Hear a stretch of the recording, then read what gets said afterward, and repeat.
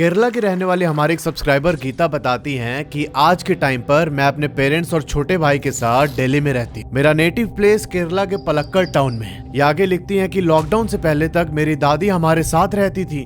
चूंकि मेरे दोनों पेरेंट्स वर्किंग हैं तो स्कूल से आने के बाद मैं ज्यादातर टाइम अपनी दादी के साथ बिताती थी।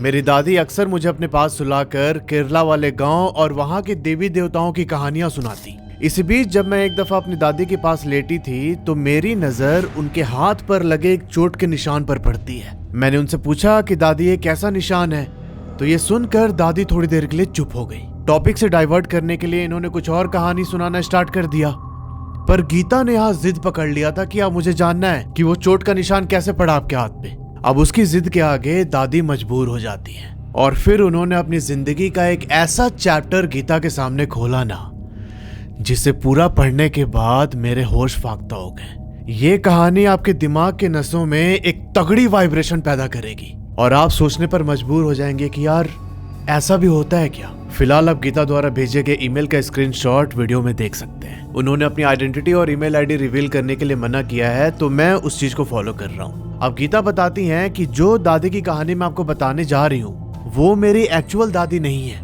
इनके ग्रैंड पेरेंट्स जब ये बहुत छोटी थी तभी गुजर गए थे। अभी जिस दादी की यहाँ बात हो रही है वो गीता के पापा की बुआ है। अभी जो आप सुनने वाले हो ना, इसमें थोड़ा सा कॉम्प्लिकेटेड रिलेशंस आपको समझने पड़ेंगे, तो एकदम ध्यान से सुनना कहानी को। अब जो ये इनकी बुआ दादी हैं, इनका नाम है सीता और बचपन से ही ये इनसे बहुत ज्यादा इमोशनली कनेक्टेड थी और ये कई बार इनके घर आके रहती थी काफी दिनों तक। अब यहाँ होता ये है कि गीता के पेरेंट्स पिछले 15 साल से जॉब के चक्कर में दिल्ली के अंदर रह रहे थे। अब जब एक दफा इनकी बुआ दादी इनके पास रहने आई थी तब गीता की नजर उनके हाथ पर लगे चोट के निशान पे पड़ी। फिर उनके जिद करने पर बुआ दादी ने अपनी वो कहानी रिवील की। तो ये बात है 1980s की। गीता के जो एक्चुअल दादाजी थे उनके एक फ्रेंड थे भास्करन। उन्हीं भास्करन के भतीजे जिनका नाम है अरविंद से सीता की शादी होती है। फिर से सुनना अगर समझ में ना आए तो। उस समय सीता जी की उम्र करीब 20 साल होगी। अब शादी होने के बाद सीता अपने ससुराल चली गई और इनका ससुराल था चालाकुडी में। चालाकुडी पलक्कड़ से कोई 90 किलोमीटर दूर है। अब एक चीज समझना कि चालाकुडी में जो अरविंद का घर है वहां सिर्फ अरविंद और सीता रहते थे। अरविंद के पेरेंट्स, उनके भाई, उनके कजन, उनकी बहन, वो सब लोग चालाकुडी से 30 किलोमीटर दूर एक आलुआ करके जगह है। आलुआ में इनका गांव था, तो सारे लोग गांव में ही रहते थे। हफ्ते 10 दिन में एक बार कभी ये लोग आ जाते थे चालाकुडी अरविंद के घर पर। तो आई होप अभी आपको पूरा सिस्टम क्लियर हो गया होगा। अच्छा, ये जो टाइमलाइन है ये 1980s का है और इस टाइम पर गीता के जो एक्चुअल ग्रैंडफादर थे वो जिंदा थे। उनका नाम है अशोकन। तो जब सीता और अरविंद की शादी हुई तो उसके 2 महीने के बाद अशोकन अपनी बहन से मिलने चालाकुडी वाले घर पे जाते हैं। सीता इनके लिए नाश्ता और पानी लेके आती हैं। अभी उस घर के हॉल में बैठकर सीता का वेट कर रहे थे। सीता किचन से इनके लिए पानी और नाश्ता लेके आती हैं और जैसे ही उनके पास पहुंची ना, अशोकन की नजर अपनी बहन के हाथ पर पड़ती है। ये देखते हैं कि उसका हाथ एक साइड से पूरा काला हो रखा है। ऐसा लग रहा था कि कोई बहुत गर्म चीज उसके हाथ पर रख दी गई हो। अशोकन ने पूछा कि सीता क्या हुआ, तुम्हारे हाथ को ऐसे काला क्यों पड़ रखा है। तब सीता बोलती है कि नहीं, गलती से ना मेरा हाथ जो गैस पे मैं खाना बना रही थी उससे जल गया। अब अशोकन यहाँ अपनी बहन की बात को मान लेते हैं, पर उनके दिमाग में एक चीज चल रही थी कि सीता ना शायद कुछ छुपा रही है। अब उस समय वो अपनी बहन से मिलने के बाद वापस अपने घर चले जाते हैं। अब एक्चुअल में यहाँ होता ये था कि जो अरविंद था ना, सीता का हस्बैंड, वो भाई सीता को बहुत मारता पीटता था। फिजिकल, मेंटल, सेक्सुअल हर तरीके का टॉर्चर करता था वो सीता के साथ। एक बार जब अरविंद के मम्मी पापा आलुआ से इसके घर पर आए हुए थे तब उनके सामने ही इसने सीता के ऊपर गर्म पानी फेंक दिया। अब चूंकि सोसाइटी उस समय इतनी प्रोग्रेसिव नहीं थी तो जो अरविंद के पेरेंट्स थे उन्होंने भी इस चीज को लेकर अपोज नहीं किया। उनको लगा कि ठीक है, ऐसा नॉर्मल है बीवी को कंट्रोल में रखना, उसके ऊपर अपना ऐसे हक जमाना, अपना रौब दिखाना। और सीता ने भी इस चीज को नॉर्मलाइज कर दिया था कि ठीक है, मुझे ऐसे ही रहना है, यही होता है सोसाइटी में और मैं इसे सह के रहूंगी। गीता बताती हैं कि मेरे दादाजी लेकिन बहुत प्रोग्रेसिव थिंकिंग के थे। अगर उनको पता रहता कि मेरी बहन के साथ ऐसा ऐसा हो रहा है तो तुरंत उसे वहां से लेके चले जाते। पर जो सीता थी उन्होंने सोचा कि मैं क्यों इस बात को आगे बढ़ाऊं, क्यों अपने मायके वालों को परेशान करूं। तो इन्होंने इसी कारण से अशोकन जो उनके भाई थे उनको कुछ भी नहीं बताया। अब एक चीज और समझना कि अरविंद और उनकी फैमिली का बहुत पुराने टाइम से इंक ट्रेडिंग का बिजनेस था। अब यहाँ जैसे जैसे टाइम आगे चल रहा था, सीता के साथ मारपीट वाला काम और ज्यादा बढ़ने लगता है। एक बार अरविंद ने सीता को इतना ज्यादा मार दिया कि उसकी क्रीम कलर की साड़ी खून से एकदम लाल हो गई। उस टाइम पर अरविंद की माँ इनके घर पर आई हुई थी। जब वो साड़ी ऐसे खून से लाल हो गई तब सीता उसे उठा के फेंकने जा रही थी। जो उसकी सास थी सीता की, उसने एक इंक का बड़ा सा बॉटल लेके उसकी साड़ी पे फेंक दिया कि भाई जो ये खून का धब्बा उब्बा है वो छुप जाए। मतलब सीता एक बहुत ही खराब दौर से गुजर रही थी अपने लाइफ की। अब देखो ये सारी चीजें अगले 2 साल तक चलती रही।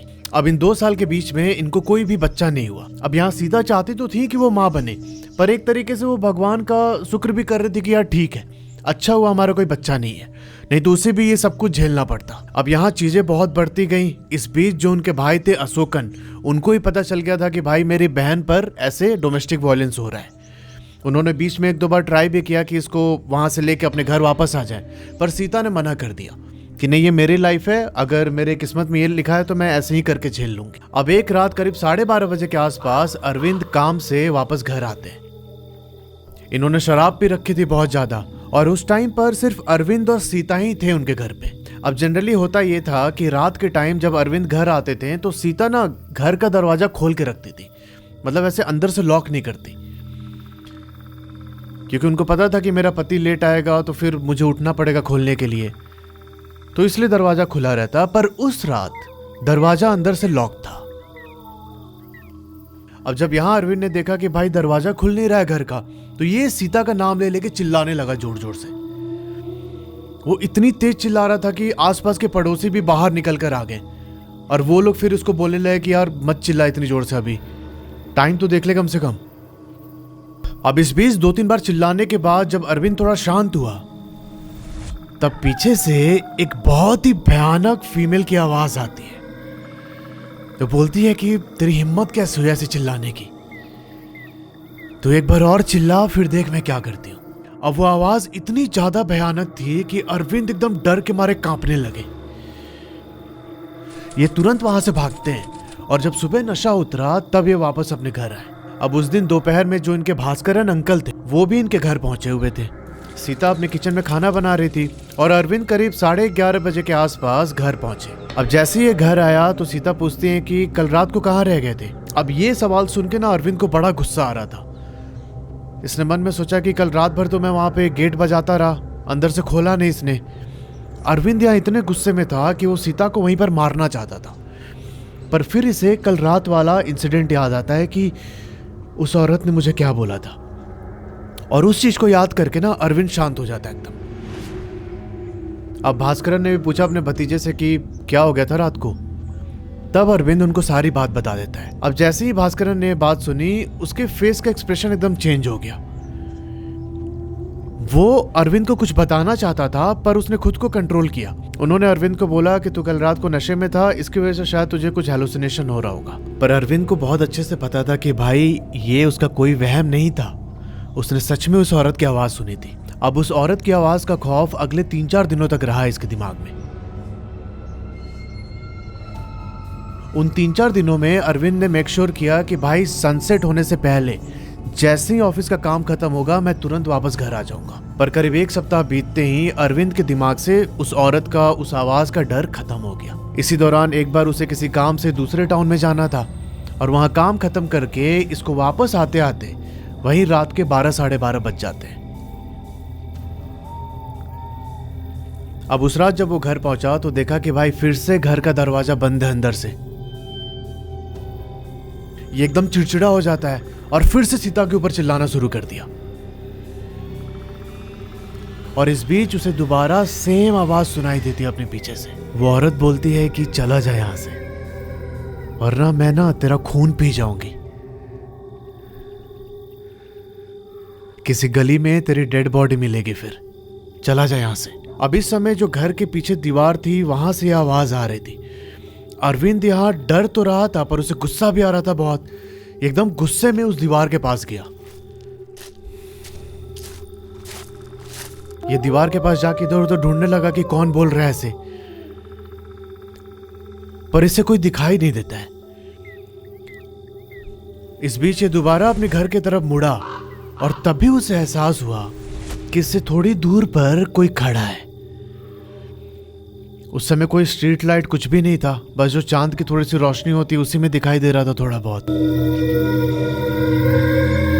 ये दोबारा पीछे मुड़ता है और भाई इसने देखा कि जो इसके घर के आगे गली थी ना, गली की दूसरी साइड पर एक साड़ी पहनी हुई औरत गर्दन टिल्ट करके इसकी ओर देखे जा रही है।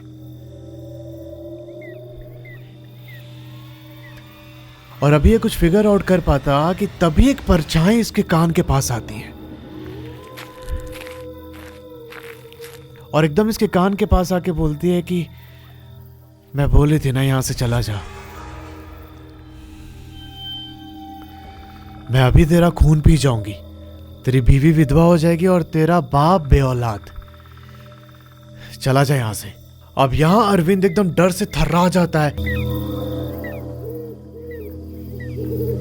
इसने उस शैडो को ऐसे पुश किया और पुश करने के बाद एकदम बेतहासा मेन रोड की तरफ भागने लगा।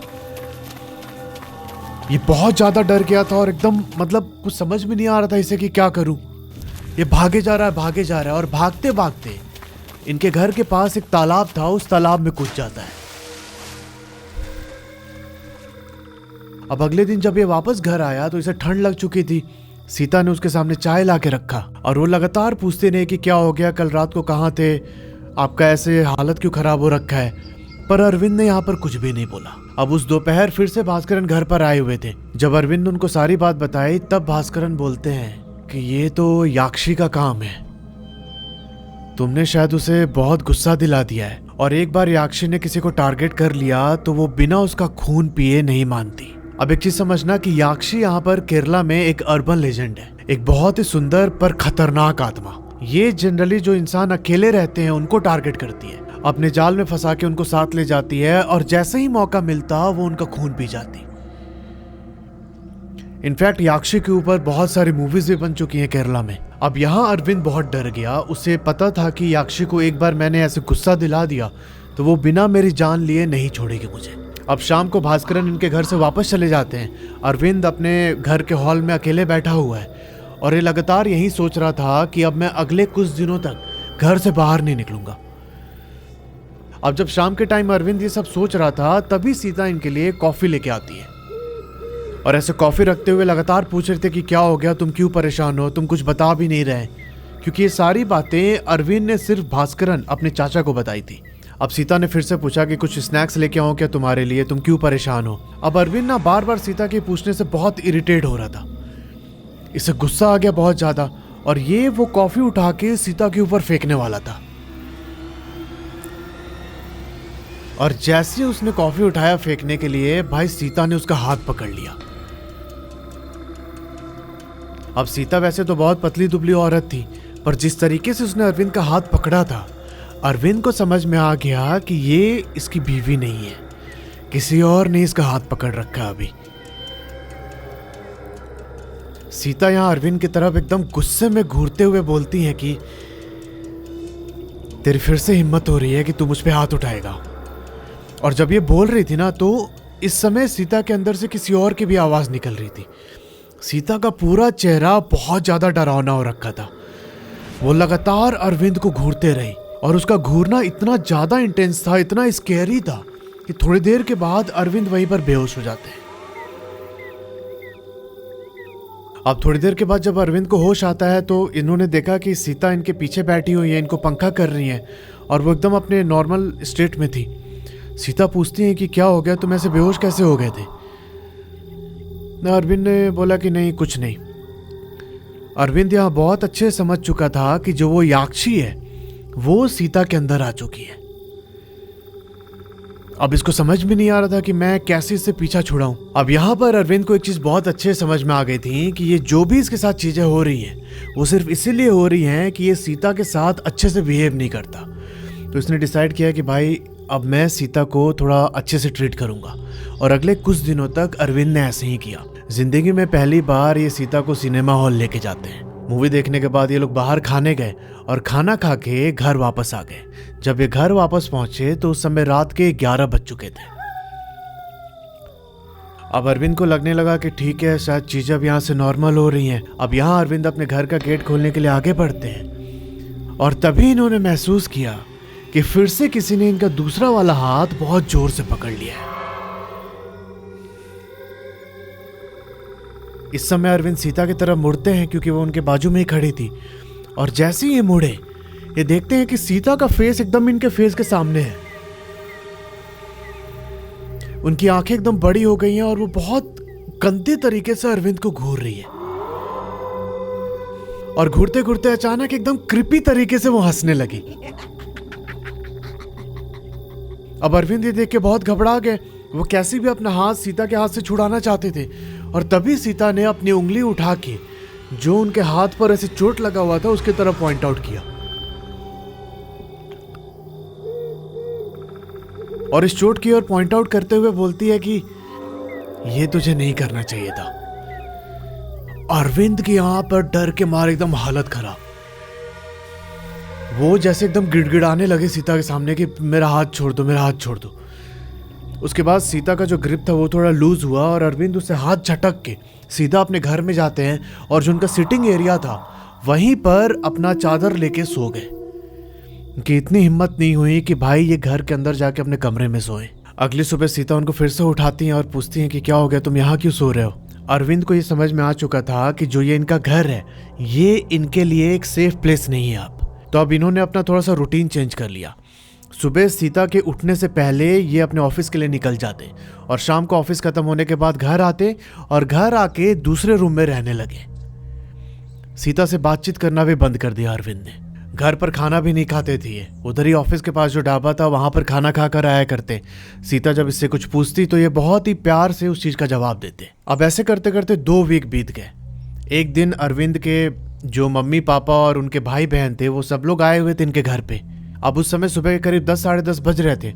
अरविंद ने सीता से कुछ बात की, कुछ पूछा उससे, पर सीता ने इग्नोर कर दिया। 2-3 बार इसने पूछने की कोशिश की, पर सीता ऐसे बिहेव कर रही थी जैसे उसने कुछ सुना ही नहीं। इस चीज को अरविंद ने उस टाइम पर इग्नोर कर दिया। अब दोपहर में जब लंच का टाइम हुआ, सब लोग टेबल पर बैठे हुए थे, और सीता यहाँ पे सेम वही साड़ी पहन के आती हैं जिसके ऊपर अरविंद के माँ ने वो इंक फेंका था, जिसके ऊपर मैंने बताया था ना कि वो खून का धब्बा लग गया था साड़ी पे, तो उस पर इंक फेंक दिया था कि ताकि वो ढक जाए। तो वही साड़ी पहनकर सीता आती हैं। अब ये देख के अरविंद बहुत गुस्सा होते हैं। अरविंद ने बोला कि इसे चेंज करके आओ, पर सीता ने इनकी बात को इग्नोर कर दिया। फिर अरविंद की माँ ने बोला कि ये साड़ी क्यों पहन रखी है, दूसरी पहन लो ना। पर यहां सीता ने ऐसे रिएक्ट किया जैसे उन्हें कुछ सुना ही नहीं दे रहा है। अब इस टाइम पर अरविंद का जो पारा था एकदम चढ़ जाता है। ये क्या करते हैं कि सीता का हाथ पकड़ के उन्हें रूम में ले जाने की कोशिश करने लगे। अब जैसे ही अरविंद ने उसका हाथ पकड़ा ना, सीता उसे एकदम बहुत फोर्स से धक्का देती है। मतलब वो कोई इंसानी ताकत नहीं थी।